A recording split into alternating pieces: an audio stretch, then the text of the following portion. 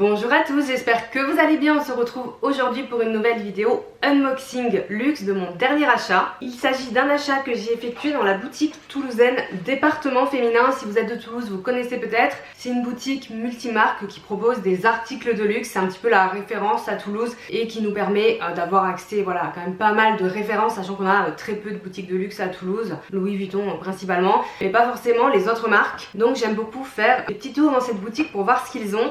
Et là j'ai eu un super accueil, j'ai été très bien conseillée pour cet article qui est un type d'article que je cherchais depuis longtemps. Donc je ne vais pas vous faire de suspense, il s'agit d'un porte-carte, portefeuille que je cherchais, ça fait des mois, je vous en ai déjà parlé un petit peu de ce projet. Je vous avais fait une sélection d'ailleurs de portefeuilles de luxe et premium l'année dernière il me semble, et j'étais toujours en hésitation. La plus grosse difficulté pour moi étant de ne pas justement pouvoir voir vraiment les produits, d'acheter sur internet sur photo avec des dimensions et tout, mais de ne pas pouvoir voir la contenance, peut-être essayer avec mes cartes etc, ce dont j'ai besoin dans mon porte-monnaie quotidien. Donc c'est pour ça que j'avais pas sauté le pas, et là franchement je suis très contente de mon choix. Ça fait partie des articles qui étaient un petit peu sur ma liste, en tout cas pour ce produit là, avec lesquels j'hésitais, et là ça a été vraiment un petit coup de cœur. Donc au niveau de ma petite maroquinerie, moi j'ai un porte-carte classique de chez Louis Vuitton que j'aime beaucoup et que j'utilise au quotidien, notamment pour ma carte de transport. Mais là ce que je voulais c'était quand même vraiment un porte-monnaie avec un emplacement notamment pour les pièces et billets, pas seulement un porte-carte. J'ai très peu de petites maroquineries, on n'en parle pas souvent sur ma chaîne parce que je renouvelle pas vraiment ce genre de pièces et j'ai pas forcément envie de les collectionner. Je préfère avoir des pièces dont je me sers, comme celui-ci, même s'il y a plein de porte-cartes d'autres marques qui me tentent, je vois pas trop l'intérêt de collectionner, enfin j'en ai pas trop envie. J'ai un petit porte-monnaie Longchamp que vous voyez souvent dans les vidéos sac à main dans mes démos, qui est rose clair comme ceci, que j'aime beaucoup. Après j'ai plus tendance à le prendre pour les sacs d'hiver parce que même s'il est compact, il est quand même un petit peu plus gros que ce que je cherchais. Je cherchais quelque chose de vraiment fin, notamment pour les sacs d'été. Et j'ai également ce porte-carte zippé de chez Alénor Paris, que vous voyez également aussi souvent dans les démos, avec des emplacements pour les cartes et un petit compartiment à monnaie à l'arrière. Donc je voulais plutôt remplacer celui-ci ou peut-être avoir une pièce en complément. Et c'est plus ce genre de pièces là que je cherchais. Et donc j'ai trouvé chez Département Féminin une nouvelle fois. Je vais vous laisser tout de suite avec l'unboxing et les zooms de la pièce pour vous la présenter, vous montrer les caractéristiques et la contenance. Et on se retrouve après pour en parler un petit peu et que je vous donne mon ressenti sur celle-ci.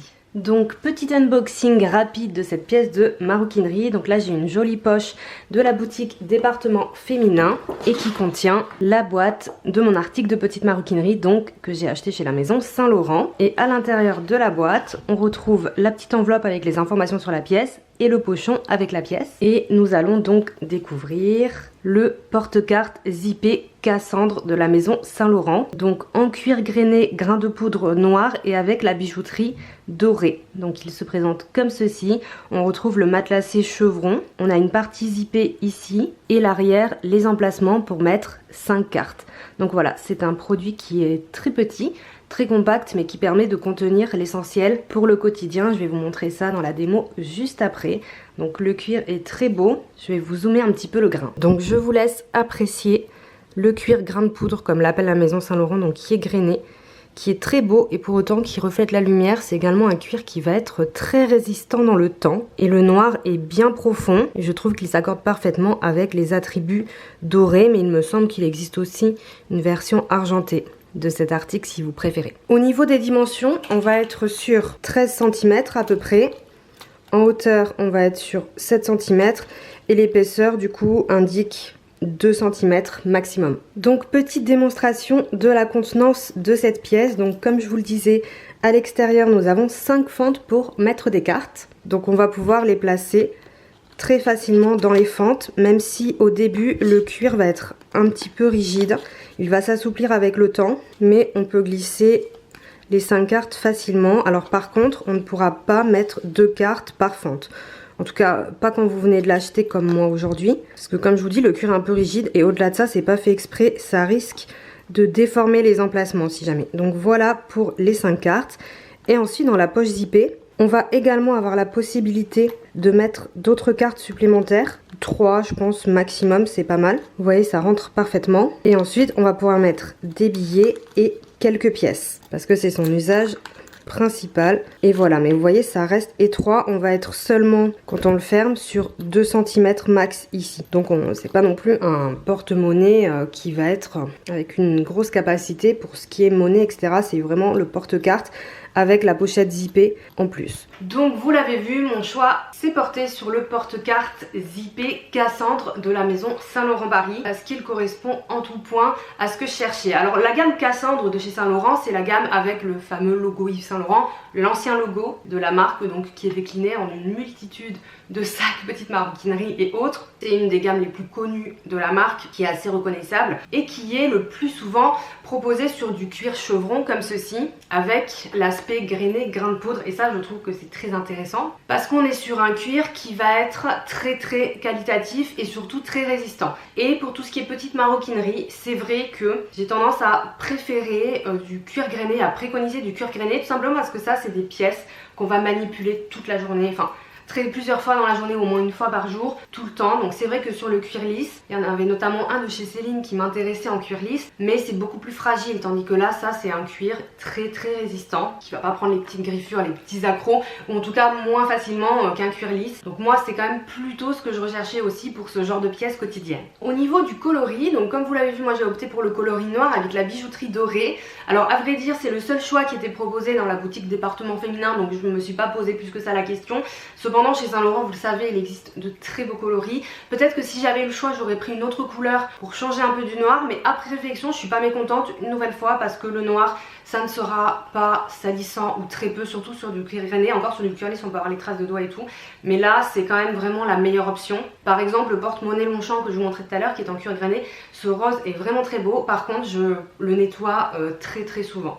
Je l'utilise, comme je vous le disais, principalement en hiver et je dois le nettoyer à peu près 3 fois par saison si je veux qu'il conserve ce bel aspect. Donc c'est vrai que c'est vachement salissant, même si c'est vraiment de très jolis coloris. Le noir, ça va être un peu plus safe. Le revers de la médaille, j'ai envie de dire, quand je choisissais de la petite maroquinerie noire, c'est que à l'intérieur des sacs noirs, si l'intérieur n'est pas coloré, et c'est quand même pas tout le temps le cas, on a un peu plus de difficulté à le trouver parce que c'est noir sur noir. Cependant, comme sur le dessus il y a la fermeture éclair doré et que souvent il est rangé comme ça, on peut l'identifier avec la fermeture éclair doré. C'est un détail, mais dans les pièces de luxe, tout est dans les détails, n'est-ce pas?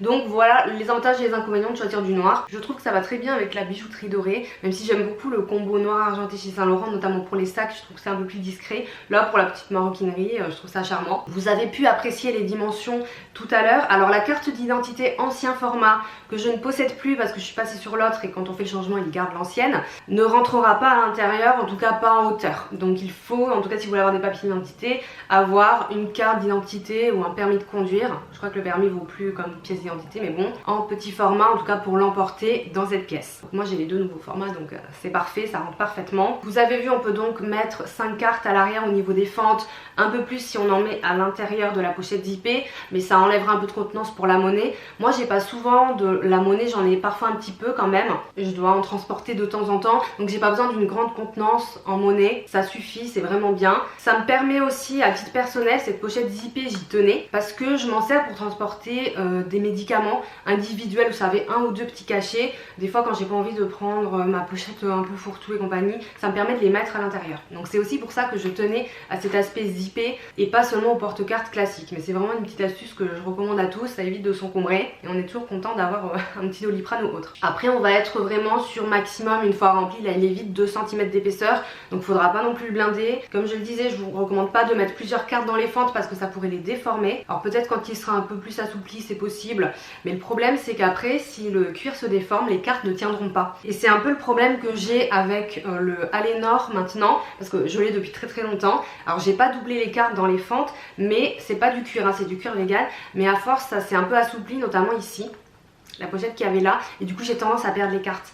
Donc c'est pour ça que je vous recommande pas forcément de doubler les cartes, plutôt de mettre, si vraiment vous avez 1 ou 2 cartes de plus, moi j'en ai, j'ai ma carte d'identité, mon permis en plus, je les mets là-dedans directement. Surtout que c'est un cuir qui est assez rigide, en tout cas pour l'instant lors de l'achat, donc j'ai pas du tout envie de forcer dessus. Au niveau du prix, alors ce porte-carte zippé est vendu 325 €, je vous mettrai les liens en barre d'infos, donc ça reste quand même élevé, on voit bien que le luxe tout a vraiment augmenté, après on est quand même en dessous des 400 € et c'est vrai que pour ce type de pièce maintenant c'est un peu la moyenne, va en être entre 300 et 400 €. J'avais pas envie de mettre plus que 400 € pour ce produit, même si je vais l'utiliser tous les jours, donc je vais le rentabiliser dans le sens où je vais l'utiliser à fond assez rapidement. Donc pour ça je suis contente et franchement au début j'étais pas sûre d'être emballée par ce design là, dans le sens où je pense que je préférais les nouveaux avec le nouveau logo qui est embossé ici comme sur mon sac de jour de chez Saint Laurent. Cependant j'ai peur que ce logo embossé avec le temps s'efface. Dans certaines pièces de seconde main on voit qu'il peut s'effacer. Alors moi je fais très attention à mon sac, mais sur les porte-cartes comme ça, portefeuille qui sont bien manipulés, j'ai peur que ça s'efface au bout d'un moment. J'ai un ami qui a le porte-cartes, faudrait que je lui demande s'il s'est effacé ou pas. Mais du coup voilà, avec le logo directement en métal à l'intérieur, pas de risque, enfin un peu moins de risque que ça s'efface. Est-ce que le métal doré tient bien? Moi j'ai pas vraiment vu de retour d'oxydation. Si jamais vous avez cette pièce ou des pièces Saint Laurent, dites-moi si ces pièces là s'oxydent et changent de couleur ou pas. Si c'est le cas, je vous en reparlerai dans quelques temps. Voilà pour le unboxing du porte-cartes IP Cassandre de chez Saint Laurent. J'espère que ça vous aura plu, que vous aurez pu trouver des informations sur cette pièce et que les démos pourront vous aider si vous cherchez aussi ce type de produit. Vous risquez de le voir dans mes prochaines revues sac à main démonstration pour le voir en action, mais en tout cas c'est vrai qu'il est très pratique parce qu'il est très fin et donc dans les plus petits sacs c'est un bonheur. N'hésitez pas à liker la vidéo si elle vous a plu et pourquoi pas vous abonner à ma chaîne si vous en avez envie. Pour ma part je vous souhaite une excellente journée et je vous dis à bientôt. Ciao.